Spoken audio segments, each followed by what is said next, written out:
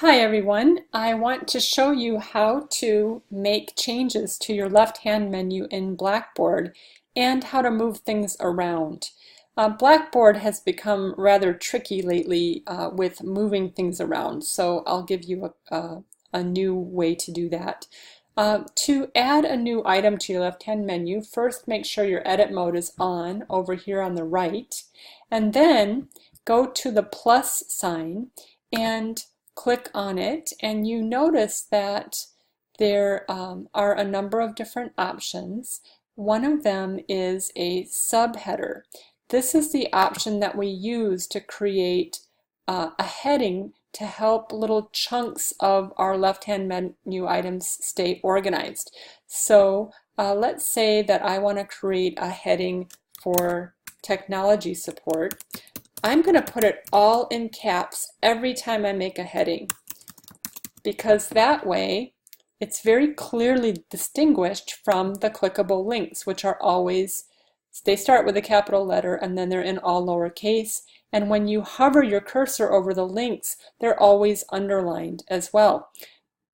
The headings are not underlined, so if a student were to try to click on that, they would immediately see that they couldn't do it. So that helps distinguish the heading from other items in the left-hand menu. You can see that my new heading came to the bottom of my menu, and one way to move it is to use that little up and down left arrow to the left of the heading and just drag it and drop it where I want it. Very often lately in Blackboard that's not working well. It just blips right back to where it was before you moved it. So there's a more foolproof way to reorganize your left-hand menu, and it is to go up here to the up and down arrows, click on them, and you see it says reorder menu items. I'm going to go down to that technology support and I'm going to click on it to move it up, and let's say that I want it right above VoiceThread help. Now I'm going to click submit, and you'll see items have been reordered. Okay, and you'll see that now technology support shows up as a heading right above VoiceThread help. If I wanted to hide the VoiceThread help for now, because let's say I hadn't put my VoiceThread help tutorials in there yet, I could click on that right down arrow to the right of VoiceThread help, and I can click on hide link or rename that link. So that's another option for controlling what students see and what they don't see. Now I also want to do one other thing, which is I have put in this divider by clicking on plus sign up here and then clicking on divider. I created this little gray line.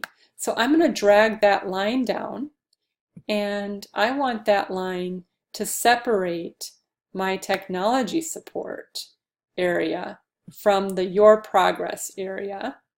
I'm sorry, yes, from the other support area. Let's just pretend I want to do that. That creates a nice little separation for these different chunks. Now you notice that in general, we like to have areas that are very clearly how students can get started in the course, especially if it's an online course, and then what they're supposed to do in the classroom. We have that in weekly modules in this course, and we often will put our tools that we're using in that course under in the classroom. And then your progress, usually that's just the My Grades area of the course. And then we have something like support or technology support with tutorials and other items related to student support underneath that heading. So that's one way you could organize your courses as well. I hope this is helpful. Please reach out for thought partnering on more complex courses about how to keep them organized.